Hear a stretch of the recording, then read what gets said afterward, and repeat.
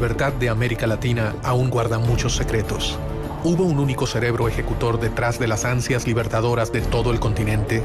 ¿Se ejecutó un plan que había delineado un masón inglés para extender el poder británico en América?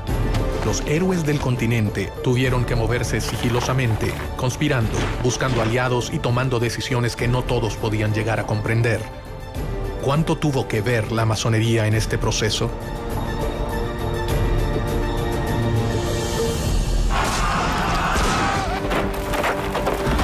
Los máximos libertadores de América, Simón Bolívar y José de San Martín, se reunieron una vez en su vida, a solas, a puertas cerradas en la ciudad de Guayaquil. Gran parte de la vida de los héroes transcurrió en un secreto absoluto. Sin embargo, nada es tan secreto como lo que ocurrió en aquella reunión.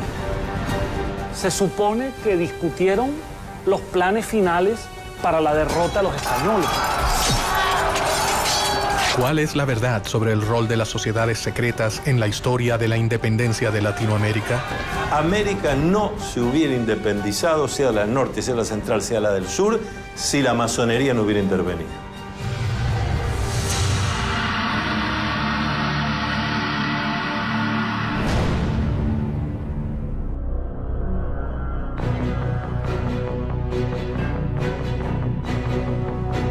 A lo largo de la historia, las sociedades secretas han manejado planes y alianzas ocultas para llevar a cabo sus objetivos. Archivos y documentos revelan una historia paralela al relato tradicional de la emancipación de América. Sospechosamente, estas sociedades nacieron en Inglaterra, el reino que con más énfasis reclamaba mayor participación en América. Inglaterra veía a América como una oportunidad para expandir sus colonias. La monarquía española tenía un monopolio comercial con sus colonias en América y no permitía comercio directo de sus colonias con ninguna otra monarquía ni con ningún otro imperio. ¿Las acciones masónicas buscaron reparar el reclamo inglés frente a España o fue una simple casualidad? Gran Bretaña tenía un problema muy serio porque nosotros éramos consumidores, pero que no podíamos consumir si no fuera a través del contrabando.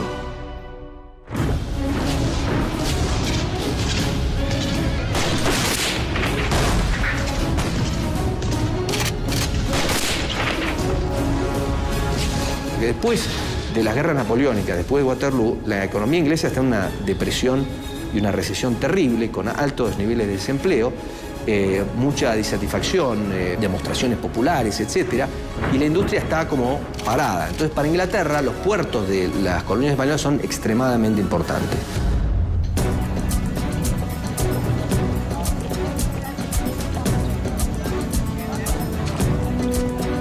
Inglaterra era el lugar ideal para que germinara un plan que podía cambiar el orden mundial para siempre.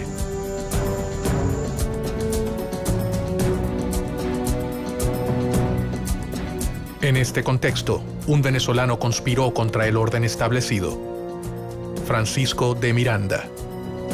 Miranda se va a convertir prácticamente en el americano más universal de su tiempo, en el criollo de mayor visión universal y de mayor preparación.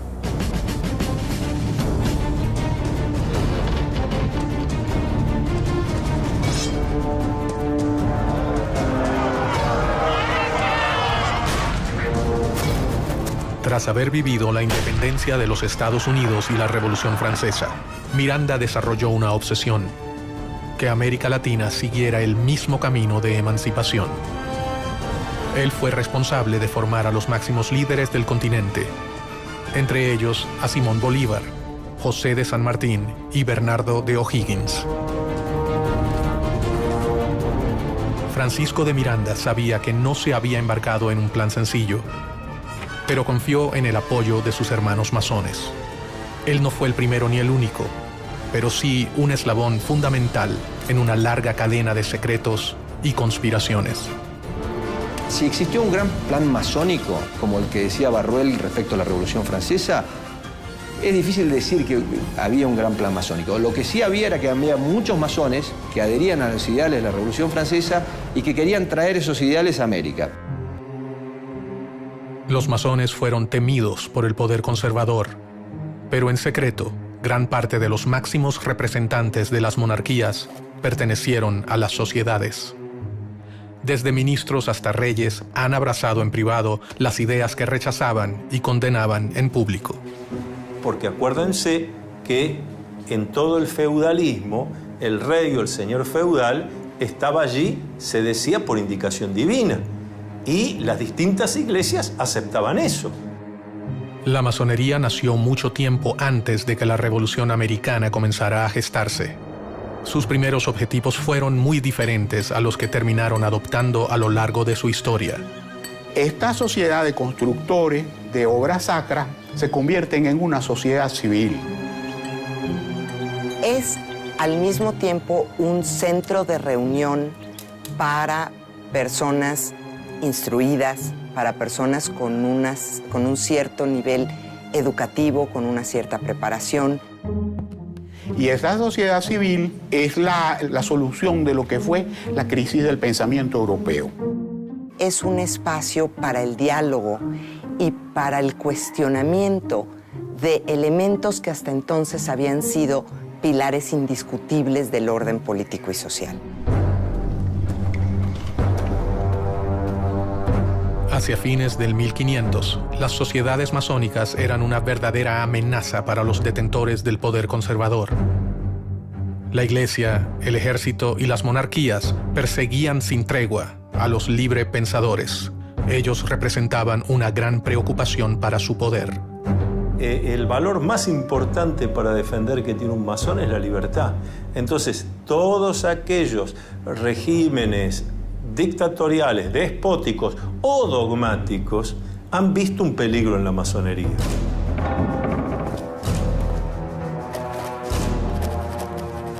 Clandestinamente, sin revelar sus verdaderas intenciones, los masones comenzaron a escalar posiciones en las estructuras tradicionales de poder. Los personajes políticos más importantes que se unen en la masonería lo hacen generando una especie de clientela política dentro de los masones y al mismo tiempo tratando de descubrir toda esta parte secreta, atractiva, interesante que proporciona la masonería. Fue en Inglaterra en donde las logias comenzaron a afianzarse en el poder, de la mano del rey Guillermo III. La masonería inglesa es una masonería simbólica, tiene solo 3 grados. Y los masones ingleses son hombres honorables que no conspiran ni contra la religión ni contra el rey.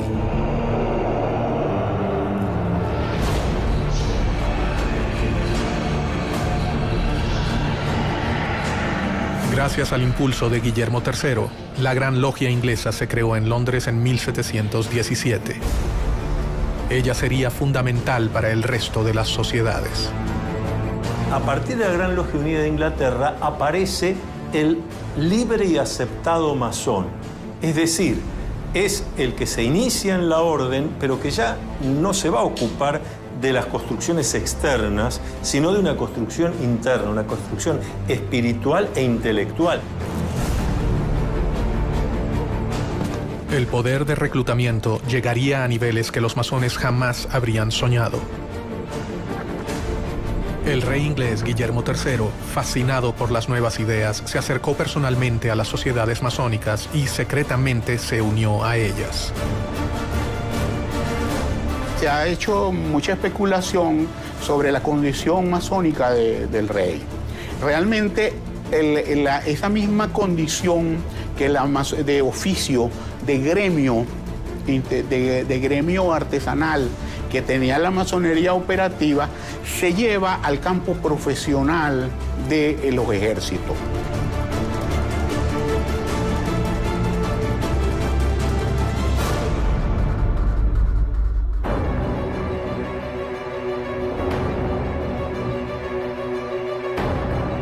El accionar del rey inglés traería nuevos aires para la masonería europea. Se fundan logias en países como Irlanda, Escocia, Francia y Alemania. En 1726, la Gran Logia Inglesa abrió una sucursal en Gibraltar y en 1728 en Madrid y en Portugal. y al año siguiente en París. Pero la fascinación por las nuevas ideas no quedaría relegada a la corona británica. Años antes del comienzo de las luchas libertadoras en América, un hombre en la corte de España leyó una realidad de una manera totalmente innovadora y comenzó a idear planes para cambiar al mundo. Pedro Pablo Abarca de Bolea, el conde de Aranda. El conde de Aranda resultó ser un personaje muy importante en la historia de las colonias españolas en las Américas. Permitió el funcionamiento y la organización de tanto ideas de la Ilustración como reformas administrativas y propició en algunos sentidos la formación de algunas burguesías en el ámbito de España. Hay quienes creen que el conde de Aranda alcanzó los más altos grados de la masonería europea y que llegó a ser uno de los hombres más poderosos por debajo del rey de España. Su influencia sobre el trono y su compromiso con sus ideas podían cambiar al reino español para siempre.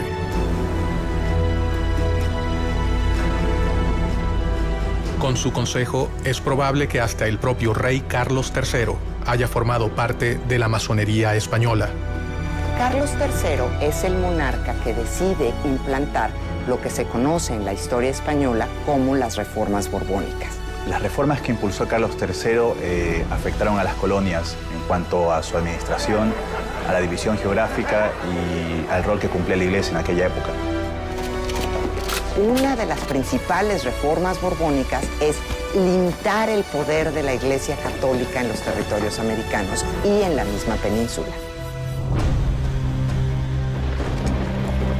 Si realmente existió un plan para que Inglaterra ganara ventaja en América, con la masonería implantada en la corte española, este acababa de comenzar.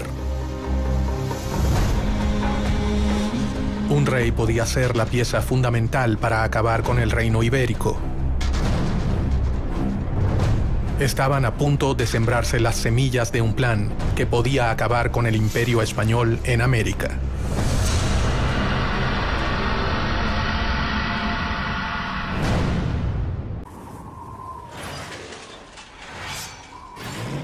En History estamos cumpliendo 20 años y para celebrarlo hicimos un concurso para llevarte a un lugar donde está todo lo que más te gusta de History.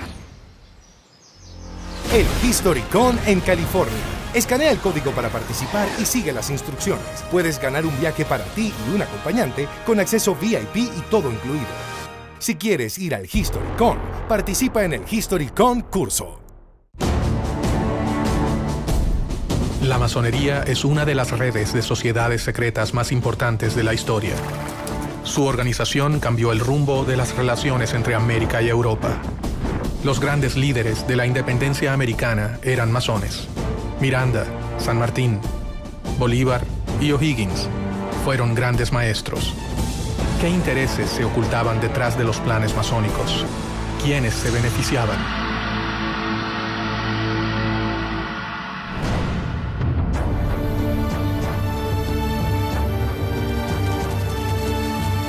En las cortes europeas para mediados del 1700, las ideas de libertad e igualdad habían ingresado gracias a los sigilosos planes de las sociedades secretas.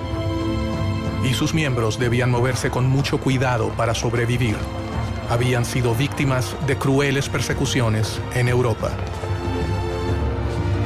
La masonería ha sido objeto de persecuciones extraordinarias. Y sin duda alguna, la forma logial de organizarse se presta para que este tipo de institución haya sido vista con recelo. Dentro del trono, el hombre de mayor confianza del rey Carlos III era masón.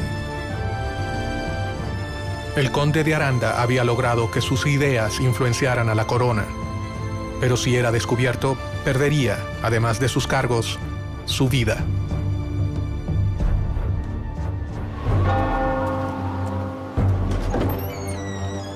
Obviamente que todo aquel que no respetaba los dogmas de la Iglesia Católica, Apostólica y Romana era objeto de persecución por la Inquisición. La Iglesia tenía para los masones, eso eran las mismas causas de herejía o La podría hacer hasta la hoguera. Ningún masón podía violar los secretos de la orden, y cualquier desliz podría finalizar en la muerte. En masonería existe un juramento de conservar el secreto. Y aquel que viola ese secreto, en el ritual de iniciación y en el ritual del juramento, se afirma que será castigado cortándole la lengua, tirando sus cenizas al mar, en fin, una serie de castigos muy violentos que son, desde luego, de orden simbólico. El objetivo de esta enorme cadena de secretos no era proteger a la persona, sino al cargo que esa persona había conseguido para la orden.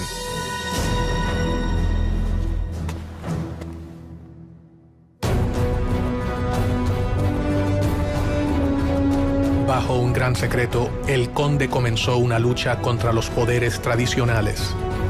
Todo hombre de poder tiene sus enemigos y el conde de Aranda no era la excepción. Tenía tantos enemigos dentro de la corte como por ejemplo Manuel de Godoy, quien terminó ocupando su lugar, y enemigos obviamente en el exterior y dentro de la iglesia. En medio de aquellos cambios comenzó a firmar resoluciones que atacaban directamente a su enemigo más poderoso, la iglesia. Una de las principales reformas borbónicas es limitar el poder de la Iglesia Católica en los territorios americanos y en la misma península. Por consiguiente, el conde de Aranda y muchos otros miembros de la corte y el rey Carlos III deciden hacer una serie de reformas como expulsar a los jesuitas de España y expulsar a los jesuitas de los territorios americanos españoles, de las colonias españolas, para limitar el poder de la Iglesia Católica. América era un lugar lejano y complejo. Allí se mezclaban los poderes otorgados a los virreyes con el poder de la Iglesia y las fuerzas extranjeras que buscaban beneficiarse, y los poderes que diferentes órdenes religiosas habían instaurado en el nuevo continente, especialmente los jesuitas. Ellos habían fundado ciudades, misiones y universidades, un gran ejército que respondería ante la voz de los seguidores de San Ignacio de Loyola. Aranda era un tipo brillante y él sabía, estaba consciente de las dificultades que implicaba gobernar territorios tan vastos como eran los territorios americanos y tan diversos desde la península. El conde de Aranda debía debilitar a sus oponentes si quería reducir el riesgo que corrían las logias. Y comenzó a pergeñar un plan secreto.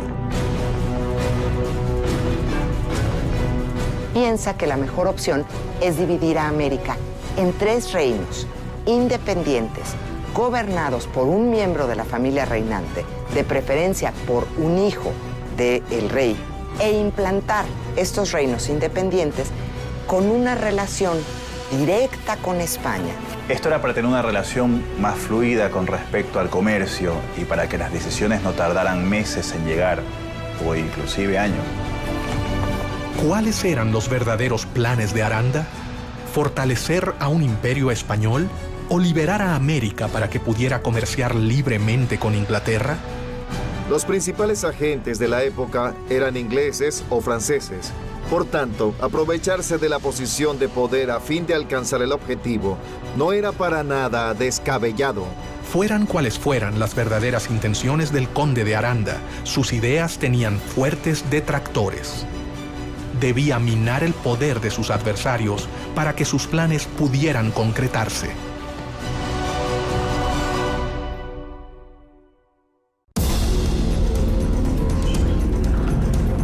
Los jesuitas habían creado una red de misiones y universidades en América que les confería un lugar privilegiado dentro del Nuevo Mundo. Los jesuitas, la Orden, la Compañía de Jesús, ha formado históricamente una organización dentro de la Iglesia Católica que se ha distinguido por algunos principios.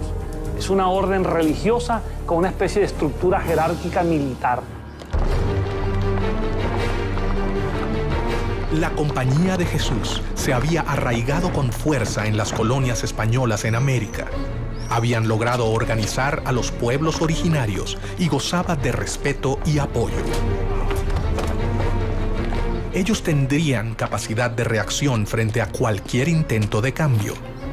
Ahí hay varias contraposiciones, ¿no? Porque tanto el Marqués de Pombal, primero en Portugal y luego Aranda en España, van a impulsar procesos de modernización dentro de las coronas que replanteaban los mecanismos de conquistas que tenían en América Latina.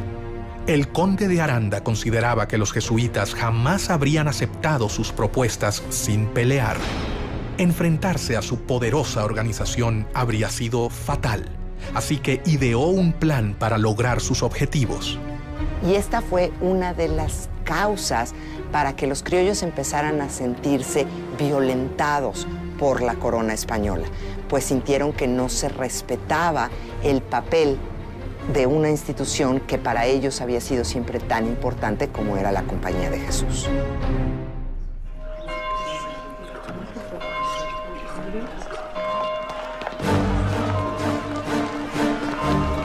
La expulsión de los jesuitas fue una de las obras masónicas más decisivas y mejor orquestadas de la historia. Un hecho que terminaría colaborando directamente con la independencia de las colonias americanas. ¿Cómo hacen para la expulsión de los jesuitas? Fue un plan coordinado de una manera extraordinaria. Ellos mandaron a todos los lugares donde había una congregación jesuita y asignaron la fecha para abrir los sobres. El conde de Aranda, gestor de esta acción, asestaba así un certero golpe al corazón de la iglesia. El plan que comenzaba a delinearse acabaría con el poderío del reino español.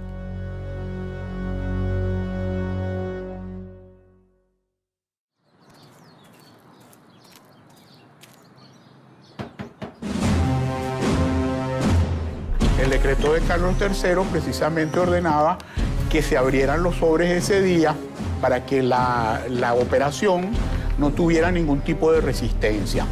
Al decreto de decir se abren los sobres, entonces esa era la gran noticia, y la gran noticia era que iban a ser expulsados de América todos los jesuitas.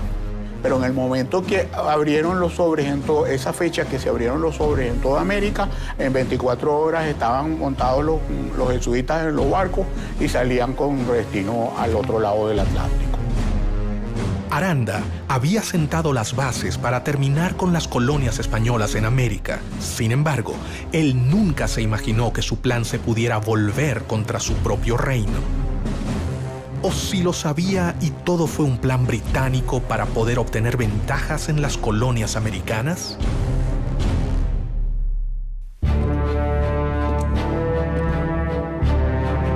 Pero no solo desde España se ideaban planes para las colonias. Inglaterra había enviado a sus posesiones en América a un importante masón que también tenía sus planes para el nuevo continente: Edward Trelawney. Él fue el gobernador británico de Jamaica entre 1738 y 1750 aproximadamente. A partir de 1739, en la isla de Jamaica, se instaló la primera filial de la Gran Logia de Inglaterra, una de las primeras al sur de Norteamérica. La masonería llegó a América desde fechas muy tempranas. Llegó primeramente a Estados Unidos. En 730 la trajo Benjamin Franklin a las 13 colonias americanas y se extendió bastante en las colonias norteamericanas. Posteriormente arribó a mediados del siglo XVIII a algunas de las colonias inglesas, especialmente a Jamaica. De la mano de muchos ingleses como Trelawney, las sociedades arribaron a América y desde allí dieron inicio a sus objetivos. La masonería estaba fortalecida en Inglaterra, así que Londres sería el lugar perfecto para ejecutar cualquier tipo de conspiración que los favoreciera. Inglaterra nunca ha tenido en política exterior razones idealistas. Inglaterra ha tenido siempre intereses. Después de la independencia de sus colonias americanas, Inglaterra ve necesaria la exploración de nuevos horizontes. Trelawney tenía un plan que elaboró detalladamente durante los 15 años que gobernó la isla. España debía compartir los beneficios de las colonias de América con la corona británica. Trelawney creía que España no tenía los derechos comerciales exclusivos con América. La situación del monopolio comercial de España era completamente injusta. Él manejaba dos opciones: un plan de conquista que resultaba costoso y prácticamente imposible, o impulsar la independencia para las colonias españolas. Muchas veces se olvida el tema de que no se podría haber hecho todo lo que se hizo sin el financiamiento necesario. Y ese financiamiento se acordó dentro de las logias. ¿Por qué un masón y agente del gobierno británico manejaba un plan tan similar a las logias españolas? ¿Casualidad? En cuestión de la masonería, suele preguntarse si había una casualidad con los planes de la masonería y los planes de Inglaterra. Pues la masonería era inglesa y era francesa. Mientras Aranda buscaba dividir las colonias para beneficiar a España, Trelawney pensaba que dividiéndolas se beneficiaría a Inglaterra. Es muy simple. Divide y vencerás.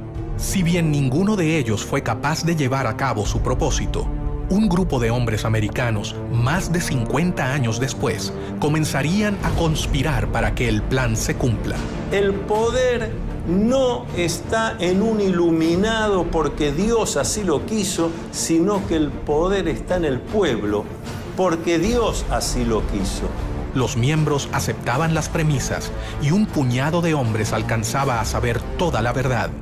Pero, ¿cuál era esa verdad?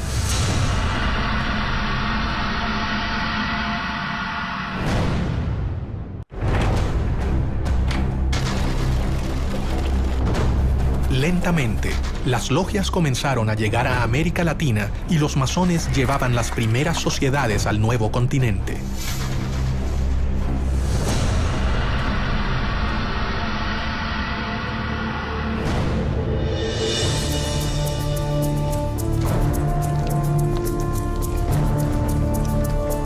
Los librepensadores llevaban a cabo una batalla interminable y desigual con la Iglesia. Si bien ésta había llegado al continente para evangelizarlo, ciertamente no tenía el mismo poder represivo que en los países de origen. El despotismo ilustrado tenía un plan para elaborar su crecimiento comercial, su incorporación a lo que era la evolución hacia el capitalismo, y la Iglesia tenía sus planes a largo plazo. En paralelo a la llegada de las logias al continente, los jóvenes americanos viajaban de América a Europa con el fin de transformarse en los administradores de las colonias españolas en el Nuevo Mundo. Francisco de Miranda fue el primero en llegar. Unos años más tarde viajarían Bernardo de O'Higgins, José de San Martín, Simón Bolívar, Andrés Bello López, entre otros. Otra vez, el lugar de reunión de todos ellos sería Londres. ¿La corona británica estaba interesada en promover a los jóvenes americanos? Muchos de los jóvenes americanos se van a estudiar a Europa. Muchos de ellos también están buscando una educación más cercana a la Ilustración. Inglaterra siempre fue un lugar donde podían desarrollarse diferentes ideas. En Europa se encontraron con una realidad totalmente diferente a la que esperaban hallar. Están buscando una educación más cuestionadora, menos vinculada con la Iglesia, menos vinculada con el conocimiento tradicional. Y es en Inglaterra en donde hay un foco cultural, social, político, donde se está gestando el seno de este pensamiento ilustrado. Los jóvenes que partieron con el fin de realizar estudios formales terminaron convirtiéndose en los héroes de la independencia o en las manos operativas de un plan que había comenzado a forjarse antes de sus propios nacimientos. Casi se podría decir que Inglaterra funcionó con esta fórmula. Inglaterra le brindaba apoyo a Miranda. Francisco de Miranda, el americano más universal, se convertiría en una pieza clave de los planes independentistas. Miranda es un personaje muy interesante, porque es un personaje que tiene una carrera increíble antes de llegar a América, antes de llegar a tratar de impulsar la independencia de América. Es general del ejército francés, pelea en la Revolución Francesa, pasa por la corte de Catalina la Grande en San Petersburgo, vive en Londres y se conecta y está mano a mano con personajes importantísimos de la política inglesa. Miranda fue el padre de la independencia del continente, uno de sus ideólogos, protagonista de sus batallas y personaje fundamental en el diseño de una estrategia para llevarla a cabo. Miranda es un gran conspirador. Miranda es el gran arquitecto de la revolución, el gran arquitecto del proceso independentista. Miranda viajó hacia España en 1771, donde su vida cambiaría para siempre, y con ella el futuro de todo un continente. Sus contactos con la masonería le permite vincularse a Inglaterra para después convencer y sumarse con ciertas masones que estaban convencidos de que era necesario un proceso de emancipación para propiciar el libre comercio contra España. Ya en Europa, el joven Miranda comenzó su carrera militar para obtener el cargo de capitán en el ejército. Lo que hay que decir de Francisco de Miranda es que es un esclarecido. Es una persona con una mente brillante que comprende la importancia del lugar y del momento para empezar a desarrollar ese germen de libertad que es darle a América hispanoparlante la libertad de España. Paralelamente, se deslumbró con las nuevas ideas que se estaban gestando en el viejo continente. Miranda fue un político, un militar, un diplomático, un escritor, pero ante todo fue un gran humanista. Comenzó a armar su propia biblioteca, adquiriendo las obras de los pensadores más importantes de la época, lo que más tarde le traería innumerables problemas. Miranda, allí en España, se había interesado en la lectura de obras prohibidas, tipo político, filosófico, obras de los enciclopedistas, de los ilustrados, y la Inquisición estaba muy pendiente de las personas como él que leían estas obras. Poco a poco, Francisco de Miranda comenzó a forjarse un nombre, pero una acusación cambiaría el rumbo de su vida para siempre. La Inquisición estaba dateada, vamos a decirlo así, o le pasaban información de parte de los rivales militares que tenía Miranda. Se le acusaba de tener libros prohibidos y por eso tuvo que prácticamente venirse con Cajigal. Cajigal hace una jugada que le permite a Miranda escapar de la Inquisición.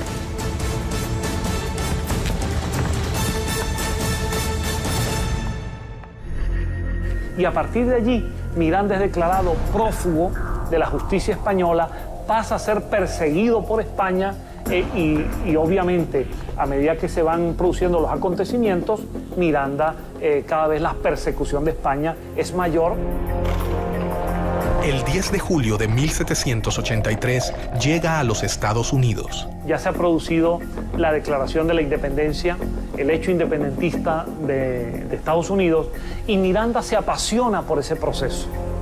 Y Miranda va a viajar por distintas ciudades de los Estados Unidos, tratando de tomar contacto con esa realidad, con las causas que llevaron a la independencia, con la manera como los Estados Unidos de América se ha independizado de Inglaterra y sobre todo toma contacto con los ideales de los independentistas norteamericanos.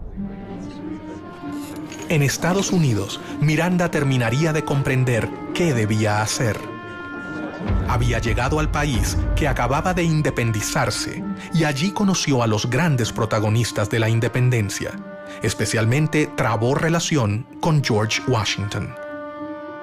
tuvo entrevistas con líderes como Jefferson, Hamilton, Knox, es decir, con figuras muy importantes en la conducción del nuevo país independiente en Norteamérica. No se sabe exactamente dónde se inició el general Francisco de Miranda como masón. Algunos historiadores afirman que fue en 1774, en Madrid, y según el rito York. Otros dicen que fue iniciado por el mismo George Washington en la Logia de Virginia. Muchos historiadores se preguntan cómo era posible que este joven, nacido en Caracas, de ascendencia isleña, canaria, que empezaba a ser perseguido por España, pudiese ser recibido en los Estados Unidos por el presidente de la nación y por los principales líderes de esa nación.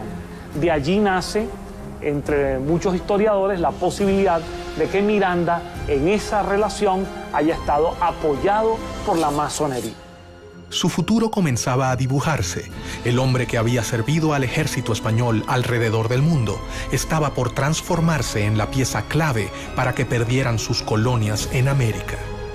Debajo de la mesa, alguien estaba poniendo en marcha los planes elaborados por el conde de Aranda y Trelawney, el viejo gobernador de Jamaica. La idea era separarse de España y de alguna manera seguir el modelo republicano que ya se había establecido en Estados Unidos. Miranda se ha convertido en masón, comenzando así a conocer las ideas más revolucionarias de la época. Ha vivido la independencia norteamericana de cerca, haciéndose eco de los ideales revolucionarios.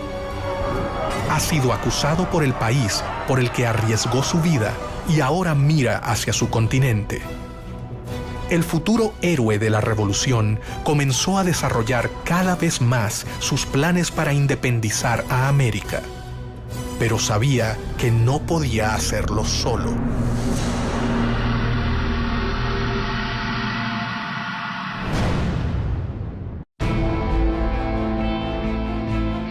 Francisco de Miranda fue un hombre inquieto, curioso. Sus múltiples misiones y su vida aventurera lo llevaron a convertirse en masón, donde sus ideas políticas cambiarían para siempre. Había estado en Estados Unidos apenas después de su liberación. Regresaba a Europa y, sin saberlo aún, sería protagonista de otro de los hitos de la historia, la Revolución Francesa.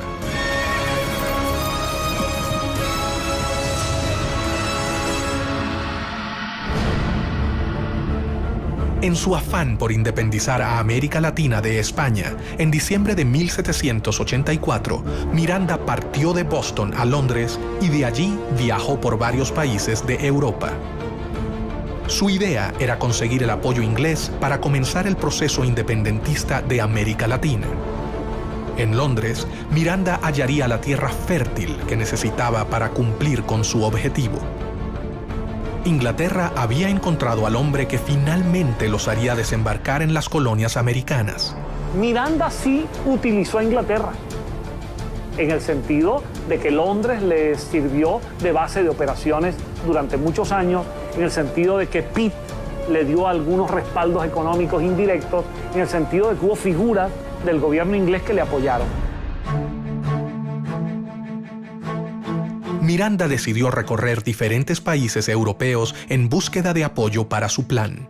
Y allí también, en las distintas logias europeas que Miranda visitó, y en algunas de las cuales tuvo que estar bastante tiempo para convencer, para contestar preguntas, para ver cómo se podía hacer, para trabajar sobre mapas, etc., allí también fue descubriendo quiénes eran los hermanos que tenía sentido que vinieran a América para ayudar, cuáles convenía que se quedaran allá y cuáles no se podía contar. En 1792 se encontraba en París, donde estaba en pleno desarrollo la Revolución Francesa. Sin dudarlo, Miranda decidió ponerse al servicio del gobierno revolucionario. Por segunda vez en su vida, se encontraba en contacto con ideales revolucionarios llevados a cabo por logias masónicas. Es que América dependía totalmente de lo que sucedía en Europa. América no tenía entidad política propia. América, para entender lo que pasaba en América, había que entender lo que pasaba en Europa. Y hasta 1815 Europa tiene una figura central que es Napoleón. Entonces, volviendo a la masonería, hay dos países donde la masonería tiene una importantísima influencia: Estados Unidos y Francia.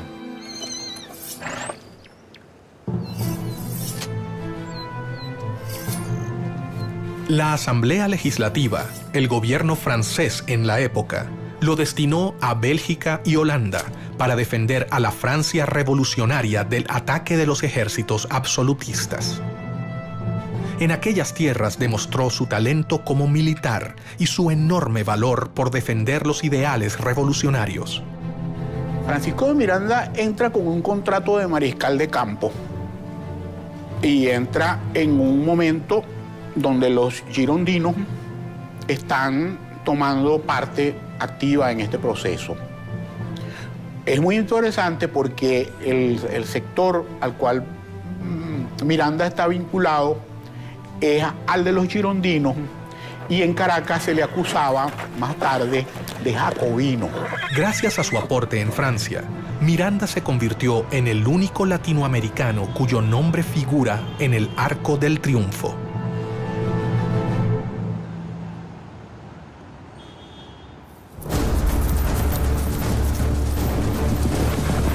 Miranda era un enemigo de España.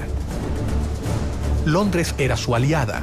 Allí sabían que él era la persona indicada para llevar a cabo el plan que desarrolló Edward Trelawney. Los británicos están desarrollando su mercado. Los británicos se están convirtiendo en dueños de los mares. Por supuesto que les interesa, como dicen en buen criollo, en lenguaje popular, serrucharle el piso a su principal rival, que es España. Entonces esas coincidencias van a encontrarse a lo largo del camino. Desde el siglo XVI, Inglaterra ha estado esperando la oportunidad de poder inmiscuirse en la vida de las colonias, y todo hacía creer que estaban a punto de lograrlo. Durante su estadía en Londres, en 1797, Miranda fundó la Sociedad Patriótica Revolucionaria, Gran Reunión Americana, también conocida como los Caballeros Racionales, de la que fue Gran Maestro. Esta Gran Reunión Americana fue fundada por Francisco de Miranda, un venezolano, y que la fundó con el apoyo de la Gran Logia de Londres. Era una organización de corte estrictamente política que tenía como objetivo lograr las independencias de los dominios españoles en América. Entonces, toda esta narrativa de alguna manera vincula a Inglaterra con la independencia de las colonias españolas. La logia se reunía en su propia casa en Grafton Street 27. Allí comenzó a congregar a los jóvenes americanos que llegaban a Europa. Miranda había tejido una red epistolaria. Bueno, el trabajo de Francisco de Miranda es el trabajo de alguien que se empeña en difundir, y difundir como se hacía en aquella época, escribiendo cartas, dando conferencias a muy pocos, hablando cara a cara con unos y con otros, porque no había medios de difusión masiva. En estas reuniones comienza a preparar su plan más oculto. Estaba dispuesto a ofrecer su vida por la libertad de su continente y pensaba que un gran número de americanos seguirá su camino. La masonería le había enseñado el modo más seguro y efectivo de que sus planes llegaran a concretarse. La Gran Reunión Americana fue la simiente de una serie de agrupaciones que se establecieron por toda España, después en Sudamérica, en Nueva España e incluso en Estados Unidos y en Londres. En su propia casa, Miranda comenzó a seleccionar a los jóvenes que participarían de su logia. Lo que Miranda organiza en Londres es una reunión de hombres que se instruían, generalmente eran hispanoamericanos o españoles, que eran instruidos por Miranda exactamente en la causa de la independencia de América. Cada uno de ellos llegó de los puntos más remotos de América. Sus exigencias eran grandes y esperaba que solo los jóvenes valerosos lo aceptaran. Los candidatos a iniciarse en la masonería, por lo general, son personas que viven en un lugar y que pueden asistir a las tenidas regularmente, durante un tiempo indefinido. A diferencia del conde de Aranda, Miranda contaba entre sus tropas con una gran cantidad de jesuitas, alrededor de 300. Durante el proceso de la independencia de Hispanoamérica, numerosos jesuitas participaron activamente en favor de la causa independentista, a diferencia del clero tradicional español que, en líneas generales, reflejaba los intereses de la monarquía. Él intercedió directamente ante el ministro William Pitt para que fueran benévolos con ellos. Cuando algunos jesuitas fueron capturados dentro de los conflictos entre Inglaterra y España, algunos de esos jesuitas eran mirandinos, eran favorables a la causa de Miranda, y Miranda intervino ante Pitt para que los liberara. Más rápidamente de lo que creían, los enemigos de España se unían. Increíblemente, el plan del conde de Aranda estaba por tomar forma, pero no se realizaría para proteger al reino.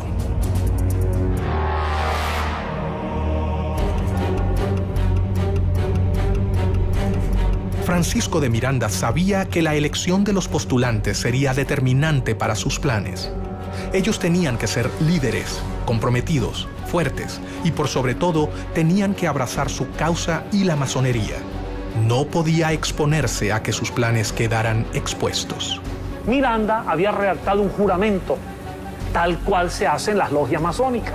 Un juramento al estilo de Miranda, porque era un juramento para que aquel hombre se comprometiera a trabajar incansablemente por la independencia de América.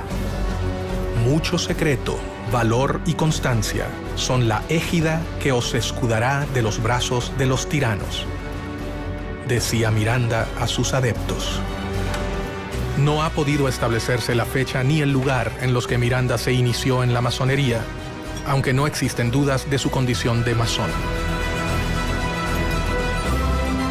Formaba parte así de logias internacionales.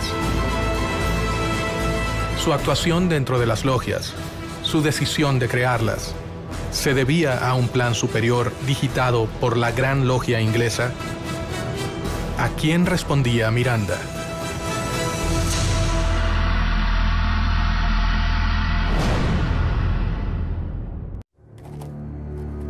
Lentamente, Miranda se acercaba a sus objetivos.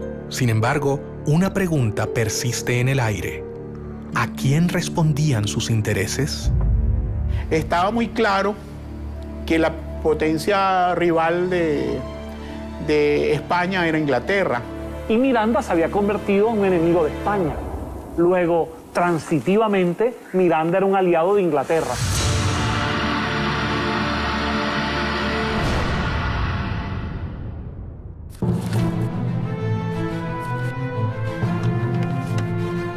Casualidad o no, el plan elaborado por Miranda y las logias parecía responder palmo a palmo al plan creado cerca de medio siglo antes por otro masón, perteneciente a la Gran Logia de Inglaterra, el gobernador de Jamaica, Edward Trelawney. Si bien se parecen en cuanto al rol del comercio en América y en cuanto a quién sería el más beneficiado, divergen con respecto a su finalidad. A diferencia de Trelawney y del conde de Aranda, Miranda puso en práctica lo que otros solo habían pensado. Es una época en la que se está dando una transición de un mundo constituido por instituciones, de una sociedad corporativa a una sociedad más individual. Para organizar sus filas, Miranda decidió no incluir hombres mayores de 40 años. El venezolano confiaba en que los jóvenes serían quienes lo ayudarían a culminar su plan. La inteligencia de Miranda lo llevó a comprender que para ciertas cosas necesitaba contar con lo que nosotros llamamos los ancianos sabios. Contactos políticos, diplomáticos, financieros. Pero para la ejecución concreta de la obra, lo que llamamos en masonería los grupos de masonería operativos, donde hay que ir a hacer cosas concretas, había que entusiasmar a la juventud.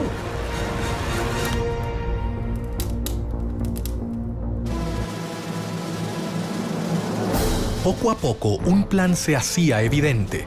los intentos de Inglaterra por invadir las colonias americanas fallaban. Solo quedaba la oportunidad de la conspiración a través de las logias conformadas por los mismos americanos. Recordemos que al mismo tiempo, Inglaterra siempre estaba intentando cualquier tipo de invasión de las colonias americanas. E Inglaterra poco a poco intentaba sustraer algunos territorios dentro de esa vasta expansión continental que era Hispanoamérica. Era como una obsesión de adueñarse de nuevas tierras. Las diferentes logias mirandistas que se habían creado en Europa comenzaron a trabajar en pos de la emancipación de América. La logia más decisiva en la liberación del continente fue la logia Lautaro. Las logias Lautaro empiezan con una logia madre establecida en Sudamérica.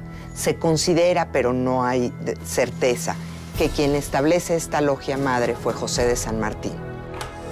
Se nos ha preguntado muchas veces sobre si esas logias funcionaban igual que cualquier otra logia masónica.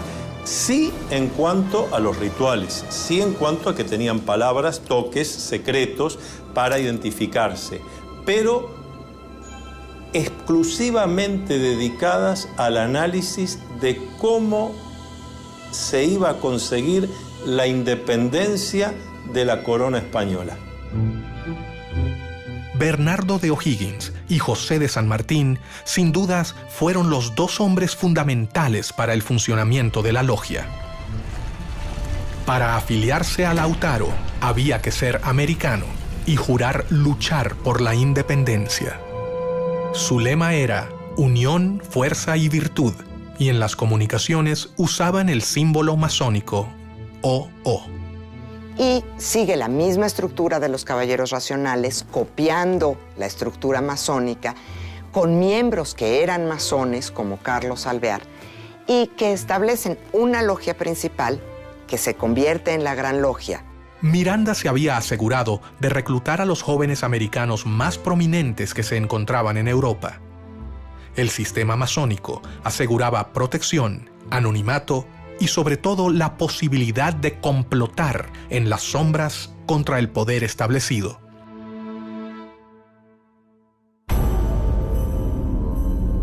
Mientras que las logias se afianzaban en América, sus líderes debían tomar las precauciones necesarias para proteger a sus miembros. La clave de la supervivencia se encontraba en sus intrincadas estructuras, su complejo modo de ingreso y su compromiso de silencio. Las logias que operaban aquí practicaban rituales masónicos que tenían que ver más que nada con el sistema de grados. Según el grado que cada hermano tenía dentro de la logia, era el conocimiento de la parte del plan que tenía. El ascenso del grado tiene que ver con la lealtad que hayas demostrado a la causa de la independencia o a la causa de los gobiernos independientes.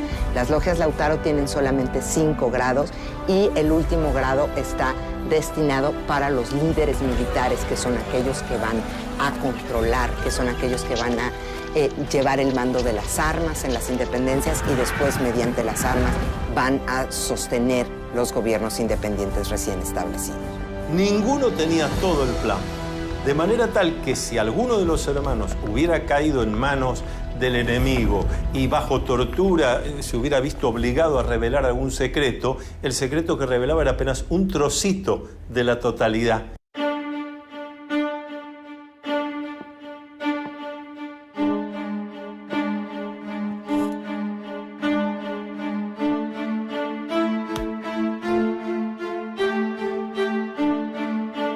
La iniciación es una serie de situaciones que va a atravesar el candidato donde se va a enfrentar con cosas que le dan miedo, porque el miedo está para ser enfrentado. La ceremonia variaba según la logia y esta se podría realizar en diferentes lugares, como por ejemplo recámaras, sótanos e inclusive cuartos oscuros, donde se realizaba la iniciación. Entonces siempre está acompañado por un hermano que en masonería llamamos el hermano experto. Es el que lo acompaña. No hace el trabajo por el candidato lo tendrá que hacer. enfrentar sus miedos, sus dudas. Pero va a estar bien acompañado. Está desde el principio entre amigos, está bien cuidado.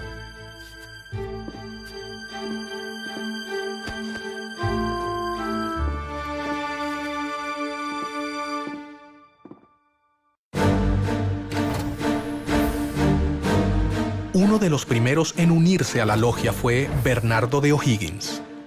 O'Higgins era hijo natural de Ambrosio O'Higgins, virrey del Perú. José de San Martín, O'Higgins, Simón Bolívar y tantos otros masones han recibido la influencia de Miranda de una manera muy concreta, muy positiva, porque son los que después llevan a la práctica con las armas la posibilidad de lograr países democráticos en América.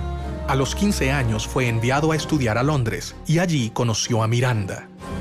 Miranda le inculca a O'Higgins, a través del diálogo, a través de la lectura, dos cosas fundamentales: ideas de libertad y espíritu de lucha, para lo cual Miranda llega a convertirse en un completo maestro para O'Higgins.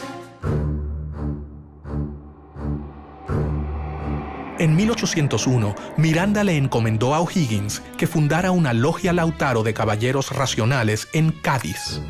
Hay 3 documentos importantes sobre la Sociedad de Caballeros Racionales y esos documentos de alguna manera nos dan algunas pautas de lo que pudo haber sido esta sociedad, qué vinculación tuvo con la masonería y qué vinculación tuvo con la logia Lautaro. Miranda le escribió un texto que concluía: «Leed este papel todos los días durante vuestra navegación y destruidlo enseguida. No olvidéis ni la Inquisición, ni sus espías, ni sus sótanos, ni sus suplicios». En logias como las lautarinas, los secretos eran más imprescindibles, porque ahí había una guerra. Entonces, en medio de una guerra había necesarios los secretos, la inteligencia, la contrainteligencia. La logia comenzaba a convocar a los jóvenes más prometedores del continente, quienes estaban unidos entre sí por un lazo mucho más grande que el de la voluntad política. Ellos compartían todo un sistema secreto de fraternidad y solidaridad que habían comenzado a completar con un solo objetivo: terminar el dominio español en el continente.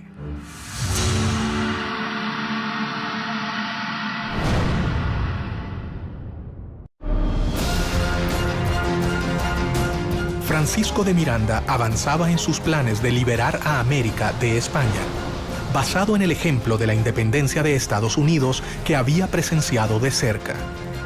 Para hacerlo, reclutó a los jóvenes más prometedores de las colonias. Había logrado sumar a su logia nada menos que al hijo del virrey del Perú, Bernardo de O'Higgins. Sus planes eran secretos. Pocos sabían cuáles eran sus intenciones. Las verdades de la logia solo eran reveladas en los cargos más altos.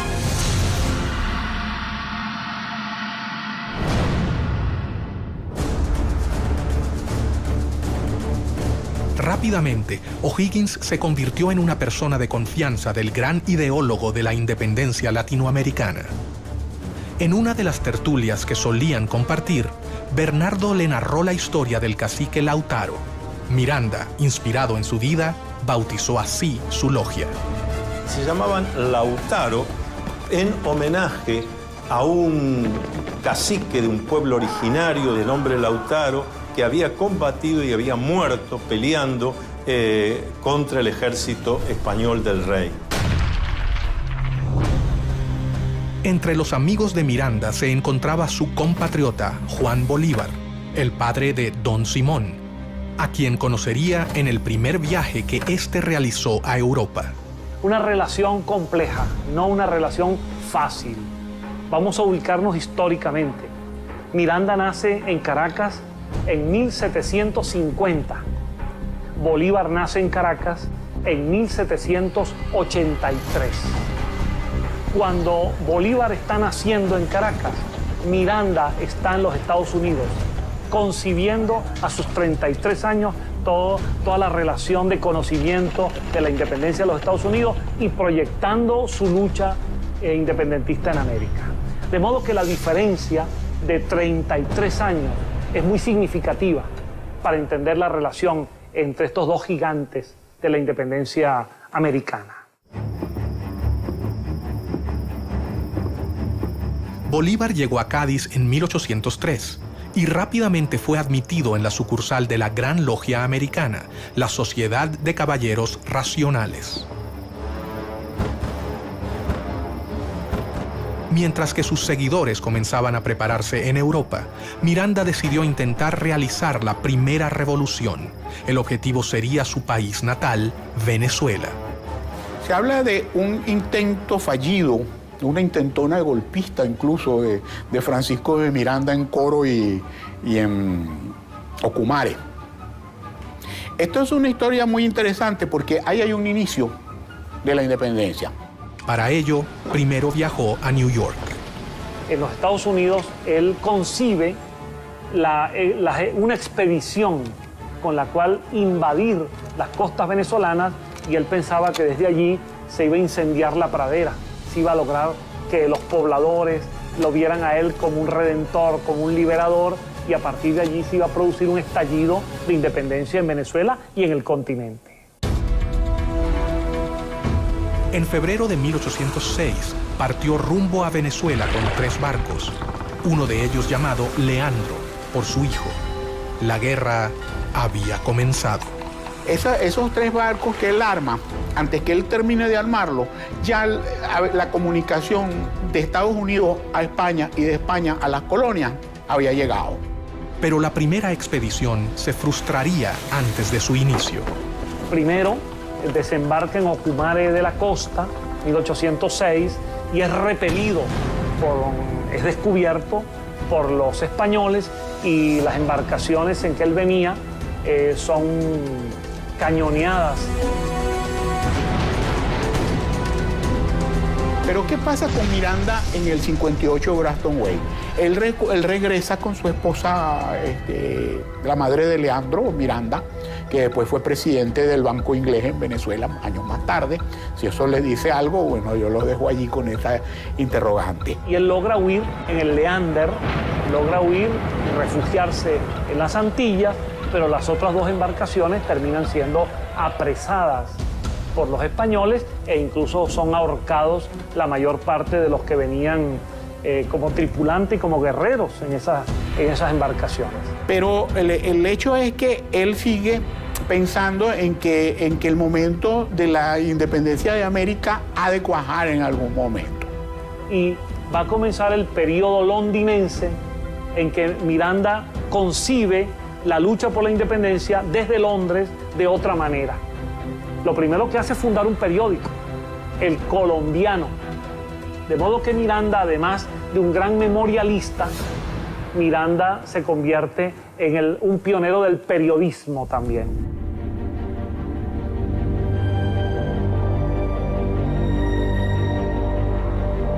En 1806, Bolívar recibió el grado 3º, o maestro, en la logia simbólica London número 5 de Inglaterra. En 1810, en Londres, Miranda le confirió el supremo grado de iniciación en la Gran Logia Americana y juntos fundaron la Logia Protectora de las Virtudes número 1 en el oriente de Barcelona, Venezuela. Bolívar estaba totalmente convencido de que todos debían dar su vida por la causa americana. Simón Bolívar también va a ser una figura clave en el proceso emancipatorio del norte, y de hecho también después va a tener contraposiciones y discusiones con los masones, porque va a terminar prohibiendo el funcionamiento de la masonería en Colombia, sabiendo que después también los masones podían conspirar contra él. Convencido de sus planes de liberación del continente y de que el complot secreto era la mejor manera de lograrlo, Miranda continuó reclutando miembros para su causa. Uno de ellos fue José de San Martín, gestor de la independencia de Argentina, Chile y Perú. San Martín llegó a Londres 10 años después de que partiera O'Higgins. Algunos historiadores señalan que el paso de San Martín por Inglaterra es muy significativo, porque es precisamente allí en donde él se reúne con intelectuales, con políticos, para discutir el tema de la independencia de las colonias. Durante la campaña había conocido a Lord Macduff, un noble escocés que lo introdujo en el mundo masón en general y en la causa americana impulsada por Miranda.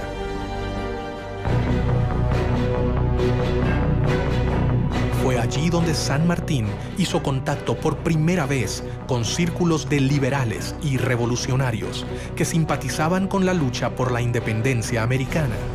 Si San Martín fue un agente inglés, es una gran pregunta.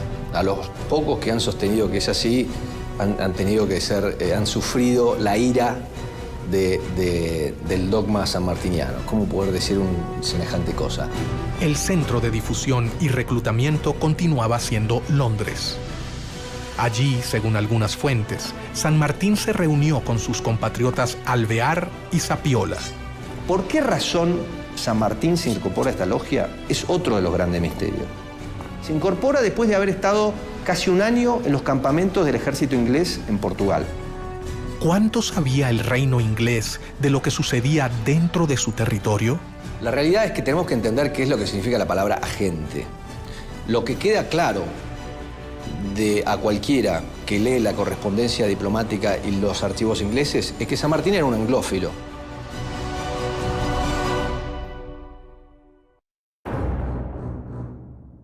Miranda sabía que había logrado dar el primer paso. Las logias en Europa se fortalecieron y sus miembros estaban totalmente convencidos de la necesidad de la independencia. El siguiente paso era mucho más arriesgado. Se debían fundar filiales en el continente americano.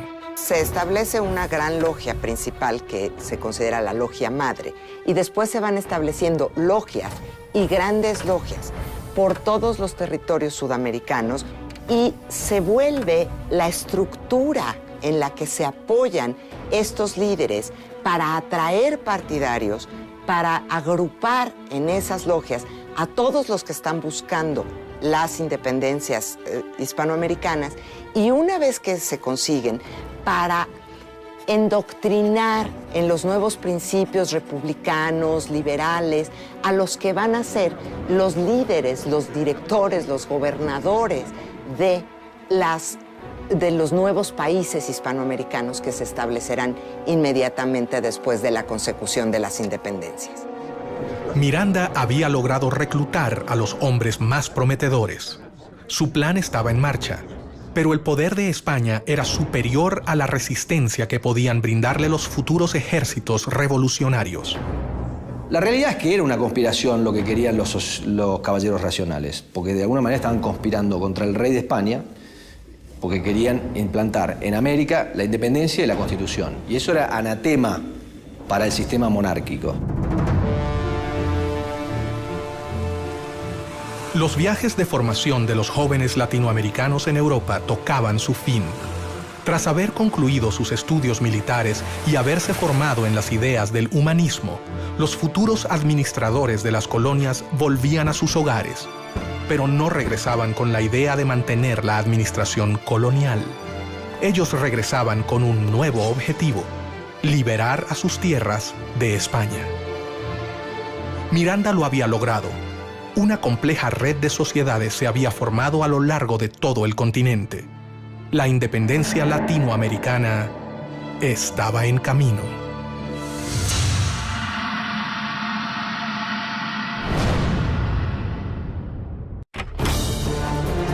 El conde de Aranda había allanado el terreno con la expulsión de los jesuitas. Pero el revés militar que había sufrido Miranda en Venezuela cuando procuró desembarcar en Ocumare demostraba que el ejército español iba a oponer resistencia y debía convertir esa experiencia en un mejor plan militar si no quería fracasar estrepitosamente.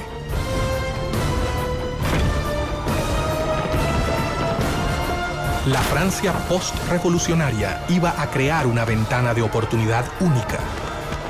¿Estarían Miranda, San Martín, Bolívar y O'Higgins a la altura del desafío?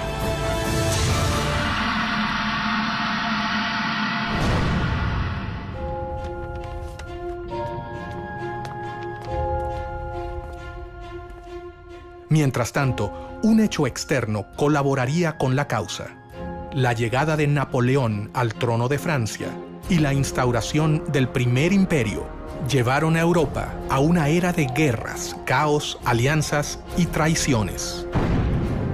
Y entonces Napoleón tiene que desarrollar estrategias para atraerse adeptos en España. Y una de esas estrategias es utilizar a la masonería como herramienta.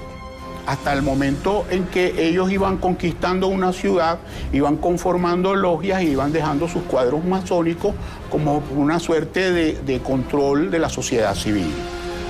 Las fuerzas napoleónicas contaron con una serie de victorias iniciales que llevaron a la abdicación del rey español en Bayona, Carlos IV, quien se vio obligado a renunciar en favor de su hijo Fernando VII. Napoleón crea su propia masonería, que es conocida como masonería bonapartista.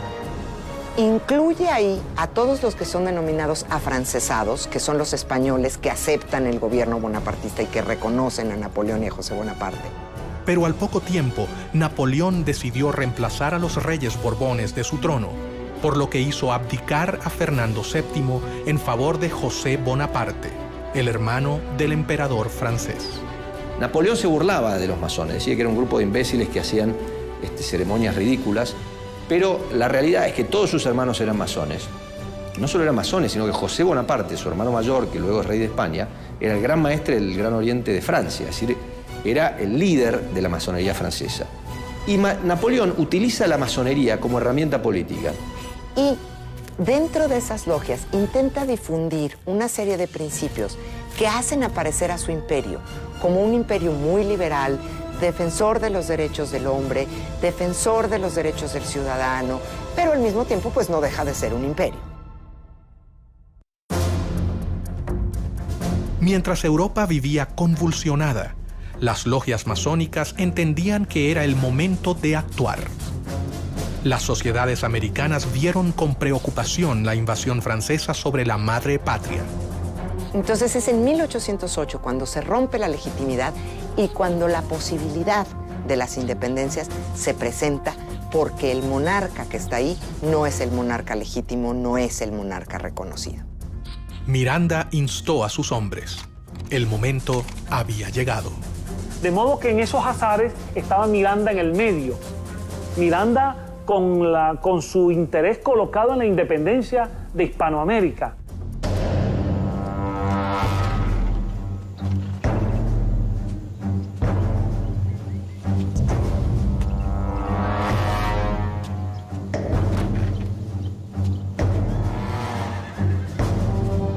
La primera logia masónica mexicana se creó en 1804, a principios de la lucha por la independencia en Ciudad de México, en la calle de las Ratas, número 8.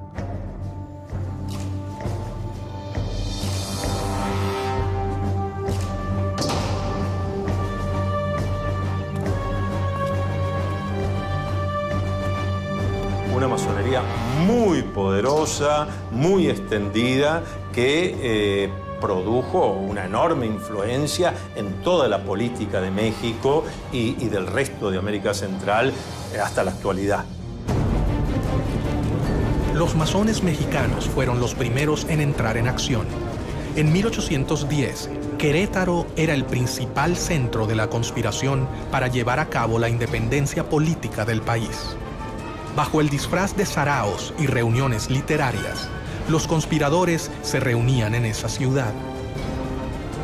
A estas reuniones auspiciadas por la corregidora Josefa Ortiz de Domínguez concurrían distinguidos queretanos, así como los capitanes Ignacio Allende, Juan Aldama y los hermanos Epigmenio y Emeterio González.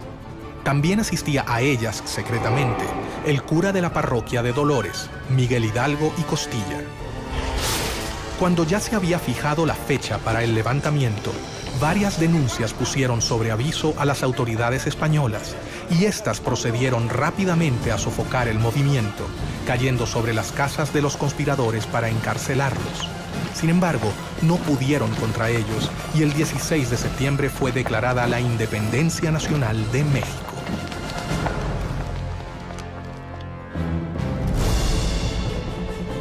Bolívar y Miranda se reunieron en Londres, dispuestos a no posponer más sus planes independentistas.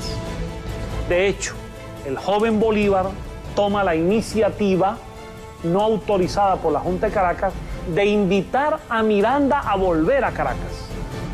Bolívar partió de Londres rumbo a La Guaira, donde llegó en diciembre de 1810. Pocos días después, también llegó a La Guaira Francisco de Miranda. Cuando Bolívar retorna a Caracas, Miranda, por discreción, toma una embarcación una semana después. Y Miranda llega a finales del año 1810 a Caracas, una semana después que Bolívar ha llegado. Miranda volvió a Venezuela a instancias de Bolívar, que había comenzado las guerras por la independencia. Los acontecimientos se precipitan en Caracas. El 5 de julio de 1811, el Congreso de Venezuela se firma el acta de la independencia, se declara entonces formalmente lo que ya casi venía desde el año anterior y se firma la independencia de Venezuela. Para ese acto de la independencia, Miranda es diputado y firma el acta de la independencia.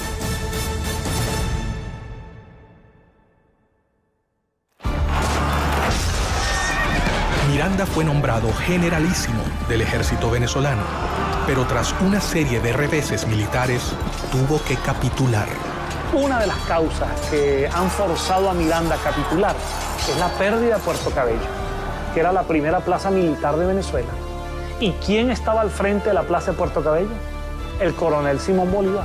Miranda y otros 400 patriotas a los que al capitular se les había prometido la posibilidad de exiliarse, fueron apresados. Fue tomado prisionero por un grupo de oficiales venezolanos, entre ellos Simón Bolívar.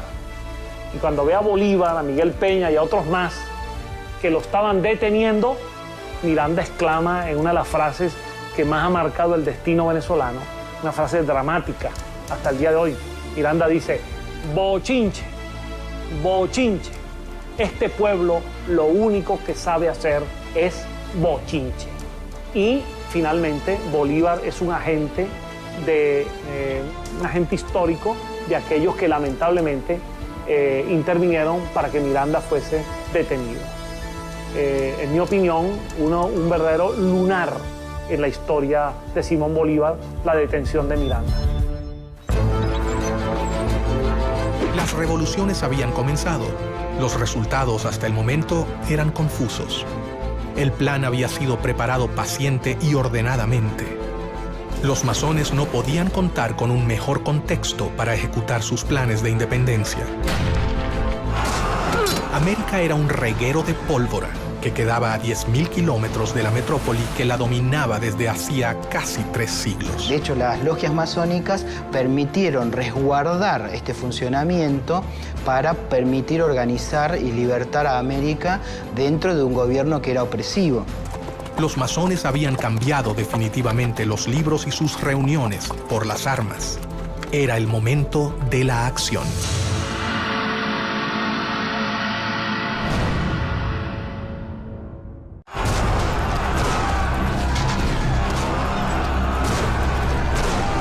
Con el poder de la monarquía española debilitado por la invasión napoleónica, el plan de liberación avanzaba en un caos metódico.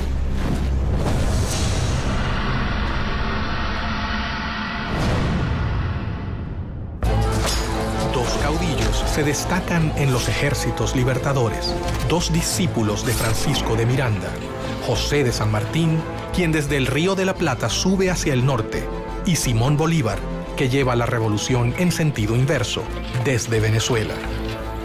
El ataque al poder real solo podía triunfar si se hacía en simultáneo, como si fuera un plan orquestado.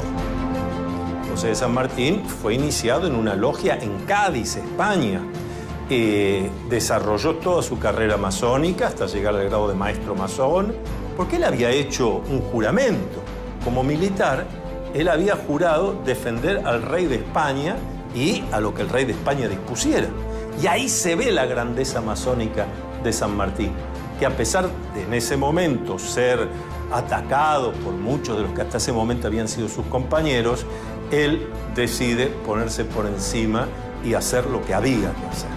El cónsul norteamericano en Buenos Aires, a principios de 1819, dice claramente, hasta ahora, el principal aliado de Inglaterra en esta parte del mundo es San Martín. De hecho, hay cartas del cónsul inglés en Buenos Aires, Robert Staples, en el año 1817, en donde se reúne con San Martín y San Martín le dice que San Martín le pide que Inglaterra le haga llegar a él en privado sus puntos de vista de cómo tiene que seguir el tema de la revolución.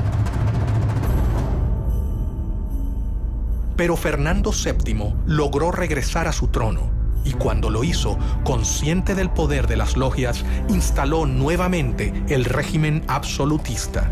Persiguió el constitucionalismo, el liberalismo y la masonería, a los que reprimió con la policía y la Inquisición. Pero la batalla estaba prácticamente perdida. Primero, cuando decían vamos a fernandear, en cierta medida, lo que estaban diciendo es vamos a generar una monarquía constitucional, que en algunos casos era llegar a simplemente constituir un mecanismo de gobierno del pueblo, pero todavía respondiendo a un monarca o algunas organizaciones centrales. El proceso de independencia encontraba escollos. Las diferencias entre sus actores crecían. Todo parecía indicar que era más sencillo ponerse de acuerdo en liberar a América Latina de España que en sentar las bases de un nuevo tipo de sistema de gobierno.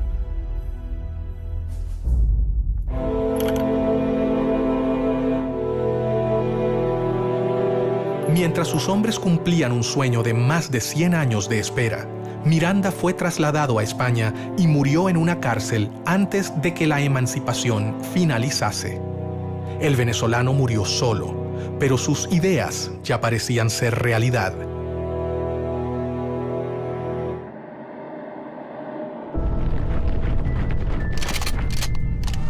Los conflictos en Europa y España ocurrían tal y como lo había previsto Pedro Pablo, conde de Aranda, cuando sostuvo ante el rey Carlos III: jamás han podido conservarse por mucho tiempo posesiones tan vastas, colocadas a tan gran distancia de la metrópoli. Sin embargo, no se transformaban en reinos leales al imperio español. Todas estas diferencias marcan en cierta medida también algunos posicionamientos de intereses que tenían cada uno de los grupos, tanto regionales como de las alianzas estratégicas a nivel internacional que tienen cada uno de ellos. Los masones siguieron sus planes. Cientos de miles de hombres de todo el continente han abrazado su causa. Sin embargo, un hecho dejaría abierta para siempre una pregunta que jamás ha podido ser respondida. El 26 de julio de 1822, en medio de las batallas, los dos generales, Bolívar y San Martín, realizaron una reunión a solas en la ciudad de Guayaquil.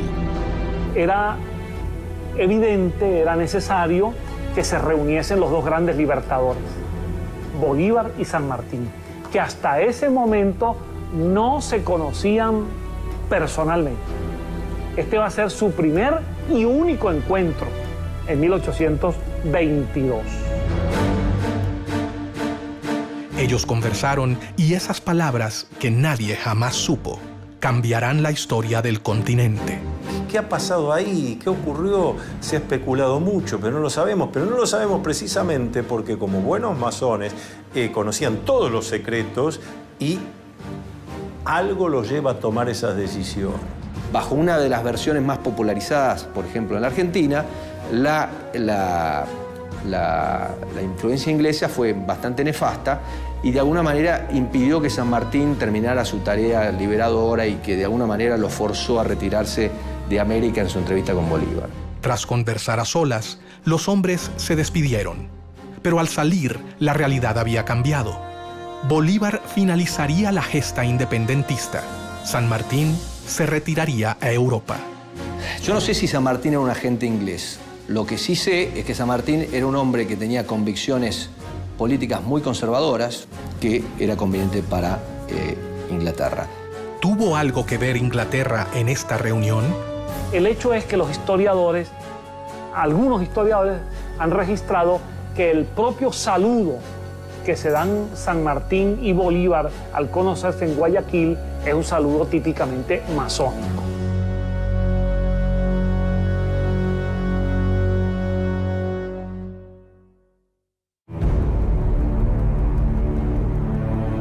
Nunca se sabrá hasta dónde Inglaterra colaboró con la independencia de América, pero sí es un hecho que los héroes de la emancipación supieron cómo canalizar los conflictos políticos de la época utilizándolos a su favor.